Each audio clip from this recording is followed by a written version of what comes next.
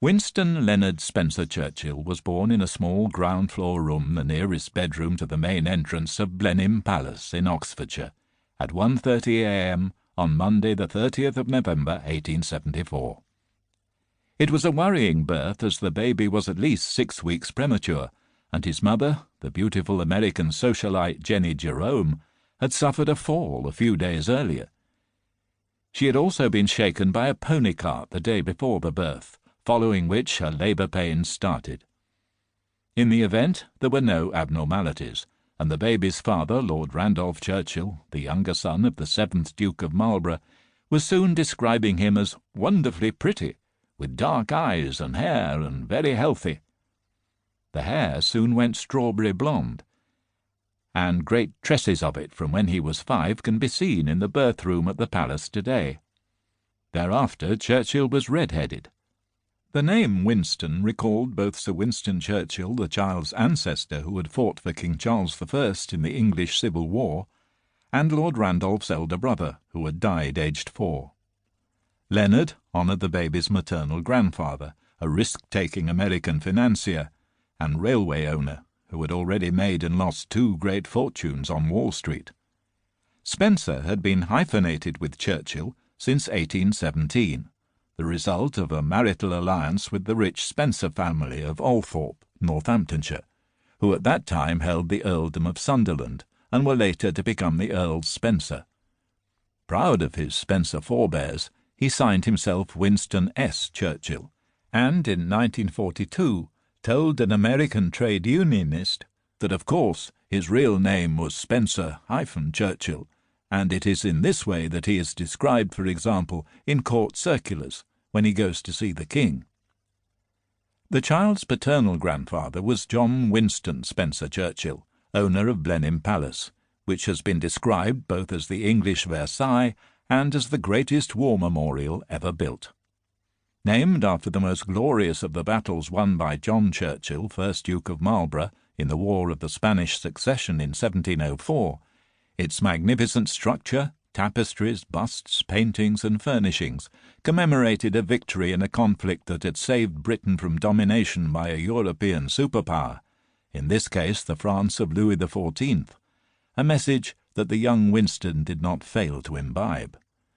"We have nothing to equal this," King George III admitted when he visited Blenheim Palace in 1786. "We shape our buildings," Winston Churchill was later to say, "and afterwards our buildings shape us." Although he never lived at Blenheim, he was profoundly influenced by the splendour of the palace's 500-foot frontage, its 7 acres of rooms, and its 2,700-acre estate. He absorbed its magnificence during the many holidays and weekends he stayed there with his cousins. The palace was, still is, pervaded with the spirit of the 1st Duke, the greatest soldier-statesman in British history, who, as Churchill was to describe him in his biography of his ancestor, was a duke in the days when dukes were dukes. For his late Victorian contemporaries, the young Winston Churchill's name conjured up 2 images: the splendour of the 1st Duke's military reputation and palace, of course, but also the adventurous career of Lord Randolph Churchill, the child's father. Lord Randolph had been elected a Member of Parliament 9 months before Churchill was born, and was one of the leaders of the Conservative Party from the child's 6th birthday onwards. He was controversial, mercurial, opportunistic, politically ruthless, a brilliant speaker both on public platforms and in the House of Commons, and was marked out as a future Prime Minister, as long as his inherent tendency to recklessness did not get the better of him. In politics, he followed the precepts of the Conservative leader Benjamin Disraeli, which combined imperialism abroad with a progressive programme of social reform at home.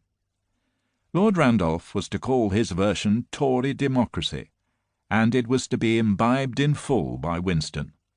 His slogan, "Trust the people," was to be used many times in his son's career. Although Lord Randolph was the son of a duke, he was not rich, at least relative to most of the rest of his class. As an aristocratic younger son in the era of primogeniture, he could not expect to inherit much from his father, and although the father of his American wife Jenny Jerome had been enormously rich in the recent past, he was once nicknamed the King of New York. He had seen massive reverses in the American stock market crash of 1873.